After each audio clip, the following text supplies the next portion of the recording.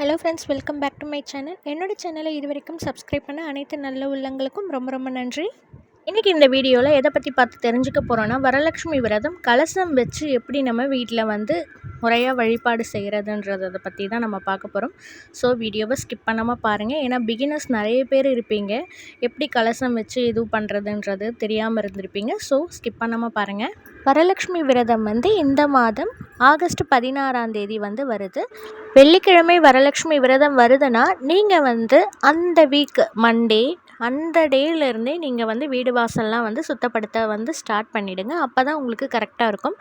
இப்போ புதன்கிழமை பூஜை பாத்திரம் எல்லாம் தேய்ச்சி வச்சு எல்லாம் நீட் பண்ணி வச்சிங்கன்னா உங்களுக்கு கலசம் அமைக்கிறதுக்கு, அதுக்கப்புறம் பூஜை வேலைலாம் பண்ணுறதுக்கு உங்களுக்கு ரொம்பவே ஈஸியாக இருக்கும். ஸோ அந்த மாதிரி நீங்கள் பிளான் பண்ணிக்கிங்க.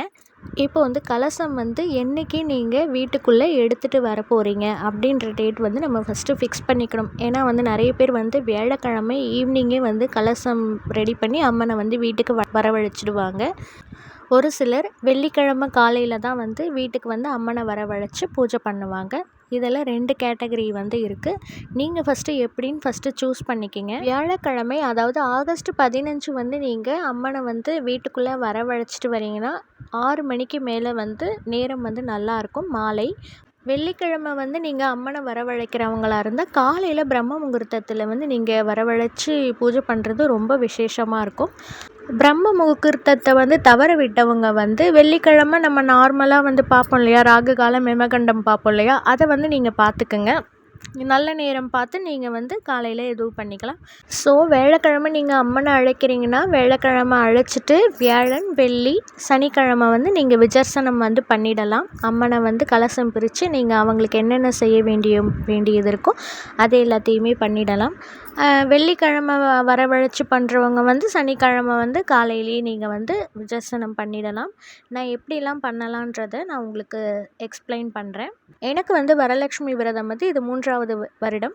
நான் 2 இயர்ஸாக எப்படி நான் என்னோடய வீட்டில் ஃபாலோ பண்ணுறேன் அப்படின்னு பார்த்தீங்கன்னா, புதன்கிழமை வீடு வாசல்லாம் சுத்தப்படுத்தி எல்லாம் க்ளீன் பண்ணி வச்சுடுவேன். வியாழக்கிழமை பூஜைக்கு படத்துக்கு விளக்கு பாத்திரத்துக்கு எல்லாத்துக்குமே குங்கும பொட்டெல்லாம் ரெடி பண்ணி வச்சுட்டு, வியாழக்கிழமை நைட்டு படுக்கிறதுக்கு முன்னாடி கலசம்லாம் எல்லாம் ரெடி பண்ணி வச்சுட்டு தான் நான் படுப்பேன்.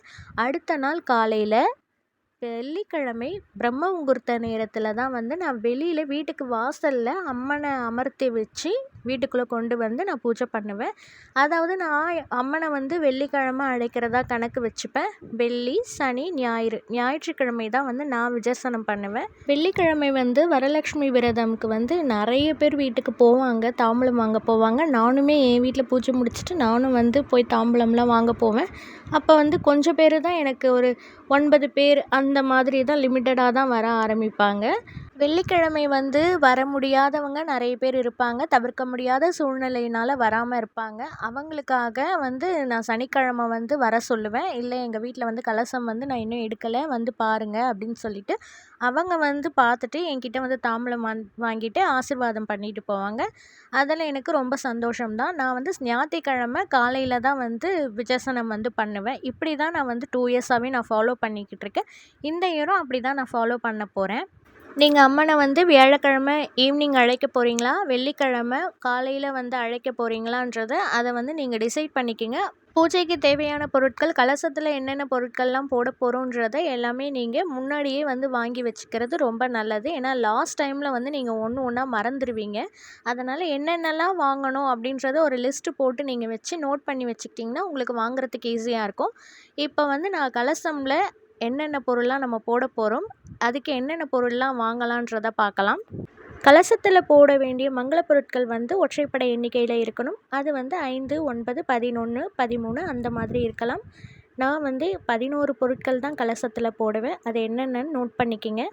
வெற்றிலை பாக்கு, பூ, எலுமிச்சை, மஞ்சள், குங்குமம், ஜாதிக்காய், நோம்பு செட்டு, ஏலக்காய், கிராம்பு, பச்சை கற்பூரம், நாணயங்கள். இந்த 11 பொருட்களில் தான் நம்ம கலசத்தில் போட போகிறோம். இப்போ வாங்க கலசம் எப்படி ரெடி பண்ணுறதுன்னு பார்க்கலாம். ஒரு நல்ல தேங்காயாக பார்த்து எடுத்துக்குங்க. தேங்காவை வந்து நல்லா கழுவி எடுத்துக்குங்க. பழுக்க மஞ்சள் வந்து பூசணும். மஞ்சள் பூசும் பொழுது வந்து பார்த்திங்கன்னா கீழிருந்து மேலே தான் இப்படி தான் பூசணும். மஞ்சளில் நல்லா பூசிட்டு சென்டராக ஒரு பொட்டு வச்சுக்கிங்க. பொட்டு வச்சு திலகம் வந்து மேலே நம்ம இழுக்கணும். அதுக்கப்புறம் கீழே ஒரு பொட்டு, அப்புறம் ரைட் அண்ட் லெஃப்ட் சேர்ந்தா போல் இந்த மாதிரி வந்து பொட்டு நீங்கள் வச்சுக்கலாம். ஒரு சிலர் வீட்டில் என்ன பழக்கமோ அதுபடி நீங்கள் ஃபாலோ பண்ணிக்கிங்க. இது போல் மஞ்சள் குங்குமம்லாம் வச்சு ரெடி பண்ணிக்கிங்க. கலசம்க்கு வந்து நூல் சுற்ற தெரிஞ்சவங்க நூல் சுற்றிக்கலாம். அப்படி நூல் சுற்ற தெரியாதவங்க வந்து கலசத்துடைய வாய்ப்பகுதியில் நம்ம இது போல் வெற்றிலை விரலி மஞ்சள் சென்டராக வச்சு அதை நல்லா சுருட்டிட்டு இது போல் பூ கட்டுற மாதிரி கட்டி ரெடி பண்ணி வச்சுக்கோங்க. இது வந்து பார்த்திங்கன்னா நம்ம கலசமுடைய வாய்ப்பகுதியில் கட்ட போடுறதுக்காக இது ரெடி பண்ணி வச்சுக்கணும். கலசம் வந்து எவர் சில்வரை தவிர மற்றது எல்லாமே பயன்படுத்தலாம். வெள்ளி, பித்தளை, செம்பு இது வந்து பயன்படுத்தலாம். நான் வந்து 2 கலசம் எடுத்திருக்கேன். அதாவது கீழே ஒன்று வச்சுருக்கேன், அதுலேயும் கொஞ்சம் அரிசி போட்டிருக்கேன். மேலே ஒன்று, கீழே வந்து வெயிட் தாங்கணுன்றதுக்காக அதுலேயும் அரிசி போட்டிருக்கேன். எந்த கலசமில் நம்ம தேங்காய் வந்து நிறுத்த போகிறோமோ அந்த கலசத்துடைய வாய்ப்பகுதியில் தான் வந்து நம்ம வெற்றிலை மஞ்சளை வந்து கட்டணும். நான் வந்து மேலே இருக்கிற கலசமில் தான் வந்து தேங்காய் வந்து நிறுத்த போகிறேன். அதனால் ஒரு சிலர் வந்து ஒரே ஒரு கலச சொம்பு மட்டும் வச்சு இது பண்ணுவாங்க. நான் வந்து 2 கலசம் வச்சுருக்கேன். சுவாமிக்கு வந்து அலங்காரம்லாம் பண்ணுறதுக்கு நல்லா நீட்டாக தெரியணுன்றதுனால நான் 2 கலசம் வந்து எடுத்து வச்சுருக்கேன். கலசம் வந்து ஃபுல்லாக நீங்கள் சுற்றி வந்து இது போல் மஞ்சள் குங்குமம் வந்து வச்சுக்கணும். கலசம் வந்து 2 இருக்குது. அதாவது தண்ணி நிரப்பி வச்சு கலசம் வச்சுப்பாங்க. இது போல் அரிசி வந்து பச்சரிசி வந்து நிரப்பி வைப்பாங்க. நான் வந்து பச்சரிசி வந்து பார்த்திங்கன்னா கொஞ்சம் முக்கால்வாசி தான் நம்ம போடணும். ஏன்னா நம்ம அதில் போட வேண்டிய பொருட்கள்லாம் கம்மியாக இருந்துச்சுன்னா கொஞ்சம் நீங்கள் வாய்ப்பகுதி வரைக்கும் போட்டுட்டு நீங்கள் தேங்காய் வந்து வைக்கலாம். கொஞ்சம் அதிகமான பொருட்களை வந்து நம்ம கலசத்தில் போடுறோன்னா கொஞ்சம் கம்மியாக தான் நம்ம போட்டுக்கணும், கால்வாசி. நான் இந்த பொருட்களெல்லாம் எடுத்து வச்சுருக்கேன். இதெல்லாம் வந்து நான் ஒன்று ஒன்றா வந்து எடுத்து கலசமில் வந்து நான் போட்டுக்க போகிறேன். இப்போ வந்து பார்த்திங்கன்னா முதல்ல போட வேண்டியது வந்து வெற்றிலை, பாக்கு, பூவு. இதை வந்து முதல்ல வந்து நீங்கள் எடுத்து போட்டுக்கணும். அதுக்கப்புறம் மஞ்சள் குங்குமம் 1 by 1 வந்து நீங்கள் எடுத்து போட்டுக்கலாம். இந்த நோம்பு செட்டு, அதுக்கப்புறம் ஜாதிக்காயெலாம் வந்து சொல்லியிருந்தேன் இல்லையா, இதெல்லாம் வந்து பார்த்திங்கன்னா நீங்கள் நாட்டு மருந்து கடையிலேயே வந்து கேட்டால் கொடுப்பாங்க. நீங்கள் அங்கேயே வந்து வாங்கிக்கலாம். காயின்ஸ் வந்து பார்த்திங்கன்னா நீங்கள் நாணயங்கள் 1 ரூபி, 5 ரூபி இந்த மாதிரி காயின் வந்து போடலாம். நான் வந்து என்கிட்ட கோல்டு காயின், அதுக்கப்புறம் வந்து வெள்ளி காயின், 5 ரூபாய் நாணயம் அதையும் வந்து அந்த கலசத்தில் வந்து போடுறேன். பச்சை கற்பூரம் வந்து நான் அந்த கலசமில் போடும்போது நான் டைரெக்டாக அப்படியே போட மாட்டேன். இந்த மாதிரி ஒரு ஜிப்லாக் கவரில் வச்சு தான் நான் வந்து அந்த பச்சை கற்பூரம் வந்து போடுவேன். அதில் கூடவே வந்து பார்த்திங்கன்னா கொஞ்சம் போல் வந்து ஜவ்வாது வந்து நான் போட்டிருக்கேன். ஏன்னா இந்த அரிசியில் வந்து நம்ம பொங்கல்லாம் வந்து வைப்போம். அதனால் அந்த ஜவ்வாது ஸ்மெல்லாம் வரும்ன்றதுனால தான் நான் தனியாக ஜிப்லாக் கவரில் போட்டுக்கிறேன். இப்போ கலசமில் வந்து ஒரு பொருளாக எடுத்து போட்டுக்கிட்டு மகாலட்சுமி தாயாரை வந்து மனதார நினச்சிக்கிட்டே வந்து இதெல்லாம் பயபக்தியோடு நம்ம செய்யணும். கலசமில் வந்து தண்ணி வச்சு பண்ணுறவங்களும் சேம் இதே ப்ரொசீஜர் தான் வந்து ஃபாலோ பண்ணணும். இதில் வந்து நீங்கள் மஞ்சள் குங்குமம்லாம் வந்து டப்பாவில் போடுறீங்க இல்லையா, அதை வந்து நீங்கள் தண்ணியில் அப்படியே கலந்து விட்டுறலாம். மஞ்சள் குங்குமம், அதுக்கப்புறம் ஏலக்காய், கிராம்பு எல்லாத்தையும் வந்து நீங்கள் தண்ணியில் வந்து கலந்து விட்டுறலாம். அரிசி போட்டு வைக்கிற கலசம் வந்து என்ன பண்ணணுன்னா, பூஜைலாம் முடிஞ்சதுக்கப்புறம் அந்த அரிசியை தனியாக எடுத்து வச்சுட்டு நீங்கள் நான்வெஜ்ஜு சமைக்காத அன்னைக்கு அதை வந்து நீங்கள் பொங்கல் பண்ணி சாப்பிடலாம். இல்லை தண்ணி வச்சு பண்ணுறவங்க வந்து அந்த தண்ணி பூஜைலாம் முடிஞ்சதுக்கப்புறம் வீடு வாசல்லாம் ஃபுல்லாக வந்து தெளித்து விட்டுக்குங்க. ஒரு பாட்டிலில் கூட நீங்கள் ஸ்டோர் பண்ணி வச்சிட்டிங்கன்னா செவ்வாய், வெள்ளி இந்த அமாவாசை, பௌர்ணமி நாட்களில் வந்து நம்ம வீட்டில் வந்து அந்த தண்ணியை வந்து தெளித்து விடலாம். நம்ம வீட்டில் ஒரு பாசிட்டிவ் வைப்ஸ் வந்து க்ரியேட் பண்ணும். கலசமில் எல்லா பொருட்களும் போட்டாச்சு. இப்போ வந்து தேங்காய் வச்சு நம்ம அம்மன் அலங்காரம் வந்து பண்ணிடலாம். கலசம் வைக்கும் பொழுது வந்து பார்த்திங்கன்னா மாயிலை வந்து வைக்கணும். அது மாயிலை வந்து இருக்கிறவங்க வச்சுக்கோங்க. அப்படி மாயிலை வந்து கிடைக்காதவங்க வந்து வெற்றிலை அது கூட நீங்கள் வந்து சைடில் வந்து சொருகி விடலாம். என்கிட்ட வந்து மாயிலை இருக்குது. நான் தேங்காய் வச்சுட்டு அதுக்கப்புறம் வந்துட்டு அந்த கேப் இருக்கும்ல, அந்த கேப்பில் வந்து மாயிலையெல்லாம் வந்து நான் இன்சர்ட் பண்ணி விட்டுடுவேன். இப்போ கலசம்லாம் வந்து நான் ரெடி பண்ணிட்டேன். கலசம் வந்து பார்த்திங்கன்னா கிழக்கு பார்த்தா மாதிரி தான் நம்ம அமர வைக்கணும். இப்போ நான் இந்த இடத்துல தான் வந்து கலசம் வைக்க போகிறேன். அந்த இடத்துல ஒரு மணப்பலகையில் அரிசி மாவால் கோலம் போட்டுட்டு வாழலையில் பச்சரிசி நிரப்பி கூட நீங்கள் வைக்கலாம். நான் வந்து வெறும் தாம்பூலத்தட்டில் வந்து பச்சரிசியை நிரப்பி அதுக்கு மேலே தான் அம்மனை வந்து அமர வச்சுருக்கேன். கலசம் இப்போ வந்து அழகாக ரெடி பண்ணி வச்சாச்சு. இது எல்லாமே வந்து நான் வியாழக்கிழமை நைட்டு வந்து ரெடி பண்ணிவிட்டு அடுத்த நாள் காலையில் வெள்ளிக்கிழமை பிரம்ம முகூர்த்தத்தில் வாசலில் வச்சு தான் நான் அழைப்பேன். வாசலில் வைக்கிற இடத்துல அந்த இடத்துலையும் வந்து அம்மனுக்கு வந்து அழகாக மாக்கோலம்லாம் வந்து போட்டு சுத்தப்படுத்தி வச்சுக்கணும். ஒரு மணப்பலகையில் அம்மனை வந்து அமர வச்சுட்டு வாசலில் வைக்க வேண்டிய பொருட்கள் வந்து பார்த்திங்கன்னா குத்து விளக்கு கண்டிப்பாக இருக்கணும். அதுக்கப்புறம் வந்து விநாயகர் பிடிச்சி வச்சுக்கிங்க. விநாயகருக்கு பூ, அருகம்புல் இருந்தால் அருகம்புல் வந்து சாத்திக்கிங்க. காமாட்சி அம்மன் விளக்கு, அதுக்கப்புறம் வந்து பஞ்சபாத்திரத்தில் தண்ணி வச்சுக்குங்க. ஒரு பெரிய தாம்பூலத்தட்டில் நீங்கள் அம்மனுக்கு வந்து புடவை வைக்கிறீங்களா இல்லை ஜாக்கெட் பெட்டு வைக்கிறீங்களா, அதை வந்து அந்த தாம்பூலத்தட்டில் வச்சுட்டு மஞ்சள், குங்குமம், வளையல், தாலிக்கயிறு, அதுக்கப்புறம் சீப்பு, மருதாணி, என்னென்ன பொருட்கள்லாம் வந்து நீங்கள் தாம்பூலம் வந்து கொடுக்க போகிறீங்களோ அது அத்தனையுமே வந்து இந்த தாம்பூலத்தட்டில் வச்சுக்கோங்க. பழங்கள் வாங்கி நீங்கள் வைக்கிறதா இருந்தால் வைக்கலாம். அவங்களுடைய வசதிக்கேற்பார் போல் நீங்கள் வந்து வச்சுக்கோங்க. அப்படி பழம் வந்து வாங்க முடியல, நிறைய பழம் வந்து வாங்கி வைக்க முடியலன்னா ஒரு வெற்றிலை பாக்கு, வாழைப்பழம் மட்டும் நீங்கள் வைக்கலாம். அதுக்கப்புறம் அவங்களுக்கு அம்மனை நீங்கள் அழைக்கிற அன்னைக்கு கண்டிப்பாக வந்து நெய்வேத்தியம் வந்து வச்சு தான் நீங்கள் அழைக்கணும். அது வந்து பால் பாயாசமோ, சக்கரை பொங்கலோ, கேசரியோ எது வேணாலும் வந்து நீங்கள் நெய்வேத்தியம் வந்து படைச்சி அம்மனை வந்து தீப ஆராதனை காமிச்சு நீங்கள் வாசல்லேருந்து வீட்டுக்குள்ளே கொண்டு வரணும். அதாவது முதல்ல அங்கே இருக்கிற விளக்கு, ஏற்றி வச்சுருக்கிற விளக்கெல்லாம் எடுத்துகிட்டு வந்துட்டு அம்மனை நீங்கள் எங்கே அமர வைக்க போகிறீங்களோ அந்த இடத்துல வந்து வச்சுட்டு, அதுக்கப்புறம் அம்மனை வந்து நம்ம வீட்டுக்குள்ளே எப்படி நம்ம கால் எடுத்து வச்சு வருவோமோ அது போல் வலது கால் எடுத்து வச்சு அம்மனை எடுத்துகிட்டு வந்து நம்ம வீட்டுக்குள்ளே வந்து வச்சிடலாம். இப்போ வீட்டுக்குள்ளே வந்து வச்சதுக்கப்புறம் வந்துட்டு மறுபடியும் வந்துட்டு நம்ம தீப ஆராதனைலாம் வந்து வெளியிலேருந்து அவங்கள வந்து வரவழைச்சிட்டோம். திருப்பி வீட்டுக்குள்ளே வந்துட்டாங்க அப்படின்றதுனால அவங்களுக்கு தீப ஆராதனை காமிச்சு தேங்காய் வந்து உடைச்சி வைக்கணும். இது எல்லாமே வந்து நான் காலையில் பிரம்ம முகூர்த்தத்தில் இந்த வேலையெல்லாம் நான் பண்ணிவிடுவேன். அதுக்கப்புறம் அம்மனுடைய போற்றிகள், அதுக்கப்புறம் வந்துட்டு அம்மன் பாடல்கள் வந்து பாடி அவங்கள வந்து மகிழ்விக்கலாம். ஒரு சிலர் வந்து பார்த்திங்கன்னா காலையிலேருந்து ஈவினிங் 6 மணிக்கு வந்து அம்மனுக்கு படையல் போட்டு சாமி கும்பிடுற வரைக்கும் வந்து விரதம் இருப்பாங்க. அப்படி இருக்கவங்க வந்து தாராளமாக இருந்துக்கலாம்.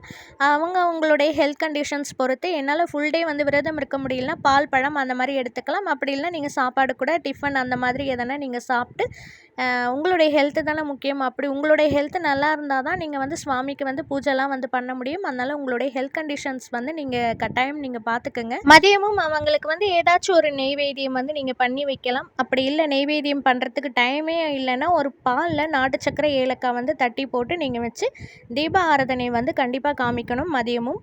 அதுக்கப்புறம் வந்து பார்த்திங்கன்னா ஈவினிங் எப்பவும் போல் நீங்கள் அவங்களுக்கு வந்து படையல்லாம் வந்து போடுவீங்க. வடை, பாயாசம், அதுக்கப்புறம் உங்களுக்கு என்னென்னலாம் வந்து அம்மனுக்கு வைக்கணும்னு ஆசைப்படுறீங்களோ அனைத்தையுமே வந்து நீங்கள் செஞ்சு வந்து படையல் போட்டு பூஜையை வந்து நல்லா சிறப்பாக நிறைவோடு வந்து நீங்கள் பண்ணுங்கள்.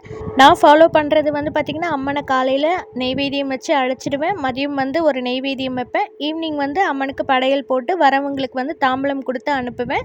அடுத்த நாள் சனிக்கிழமை வந்து பார்த்திங்கன்னா காலையில் வந்து எந்திரிச்சு அவங்களுக்கு ஒரு நெய்வேத்தியம் படைச்சி தீப ஆராதனை காமிப்பேன். அதுக்கப்புறம் மதியமும் வந்து ஒரு நெய்வேத்தியம், தீப ஆராதனை காமிச்சிட்டு ஈவினிங்கும் வந்து விளக்கேற்றிட்டு அவங்களுக்கு நெய்வேத்தியம் வந்து வைக்கணும். இது போல் வந்து வெள்ளிக்கிழமை என்ன ஃபாலோ பண்ணுறனோ அதே தான் வந்து பார்த்திங்கன்னா சனிக்கிழமையும் வந்து ஃபாலோ பண்ணுவேன். பட் நான் வந்து வெள்ளிக்கிழமை மட்டும்தான் வந்து ஃபாஸ்டிங் இருப்பேன். சனிக்கிழமை வந்து விரதம்லாம் இருக்க மாட்டேன். 3 வேளையும் அம்மனுக்கு நெய்வேத்தியம் வச்சு பூஜையெல்லாம் வந்து பண்ணுவேன். அதுக்கப்புறம் போற்றிகள் வந்து சொல்லுவேன். வெள்ளிக்கிழமை வந்து கொஞ்சம் ரொம்ப பிஸியாக இருக்கிறதுனால உட்காந்து நம்மளால் ஃபுல்ஃபில்லாக வந்து பூஜை பண்ண முடியாது. அதனால் வந்து எனக்கு சனிக்கிழமை வந்து அவங்க பக்கத்தில் வந்து உட்காந்து பூக்களால் வந்து அர்ச்சித்து பூஜை பண்ணுவேன். அதுக்கப்புறம் வந்துட்டு அச்சதை, குங்கும அர்ச்சனை இதெல்லாம் வந்து சனிக்கிழமை டைம் இருக்கும்போது கொஞ்சம் எக்ஸ்ட்ராவே நான் டைம் எடுத்து நான் பண்ணுவேன். ஞாயிற்றுக்கிழமை வந்து விஜயசனம் பண்ணுற அன்றைக்கும் வந்து பார்த்திங்கன்னா அவங்களுக்கு ஒரு நெய்வேத்தியம் வச்சு நம்ம படைச்சி தீப ஆராதனை காமிச்சு முடித்ததுக்கப்புறம் நம்ம வந்து விஜயசனம் வந்து பண்ணிடணும். இன்னொன்று வந்து ஒரு விஷயம் வந்து நான் சொல்ல மறந்துட்டேன்.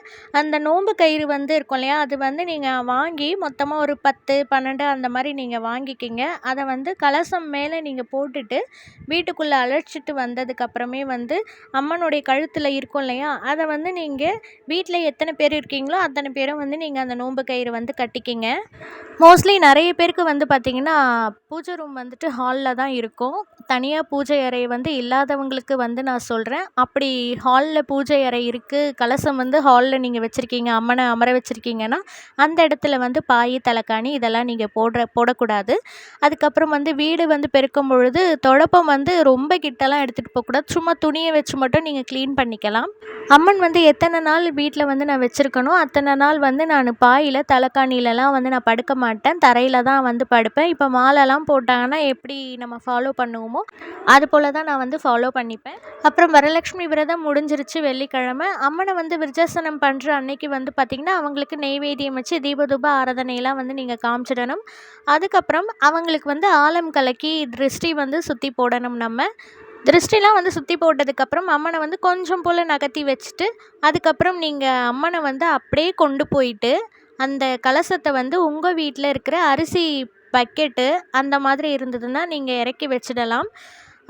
அப்புறம் நீங்கள் ஒரு பொருட்களாக வந்து அதிலேருந்து தனியாக என்னென்ன அவங்களுக்கு போட்ட ஜுவல் செட்டு, அதுக்கப்புறம் வந்துட்டு மா இலை, பூக்கள் இதெல்லாம் வந்து எடுத்து வச்சுருந்தீங்கன்னா தனியாக ஒரு கவரில் வந்து கலெக்ட் பண்ணி வச்சுக்கோங்க.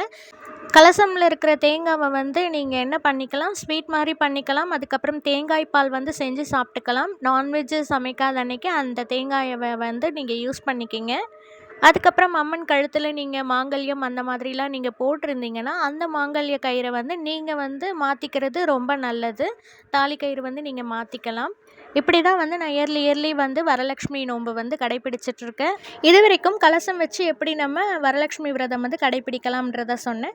இப்போ வந்து மகாலட்சுமியோடைய ஃபோட்டோ வச்சு நம்ம எப்படி பண்ணலாம் அப்படின்னு பார்த்தீங்கன்னா சேம் ப்ரொசீஜர் தான். மகாலட்சுமியோடைய திருவுருவ படம் வந்து வாசலில் மணப்பலகையில் ஒரு பச்சரிசியில் வாழலையில் வச்சு நீங்கள் வச்சுட்டு அவங்களுக்கு சேம் வரிசை வைக்கிறது.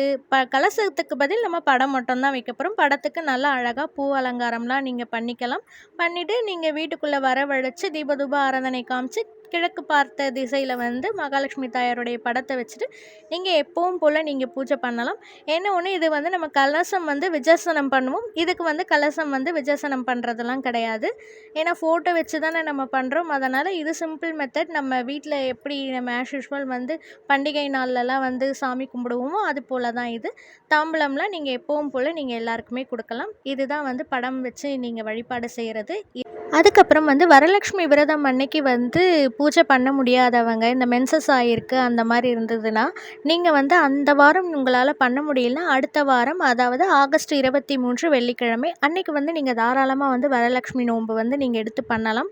அந்த வாரமும் நீங்கள் விட்டுட்டிங்கன்னா கவலையே படாதீங்க. புரட்டாசி மாதத்தில் வர நவராத்திரி இருக்கு இல்லையா, அந்த நவராத்திரி நாட்களில் 9 நாளில் ஏதாச்சும் ஒரு வெள்ளிக்கிழமையாக நீங்கள் சூஸ் பண்ணிவிட்டு அன்றைக்கி வந்து நீங்கள் வீட்டில் வந்து சேம் இதே ப்ரொசீஜரில் வந்து நீங்கள் வரலட்சுமி விரதம் வந்து பண்ணலாம்.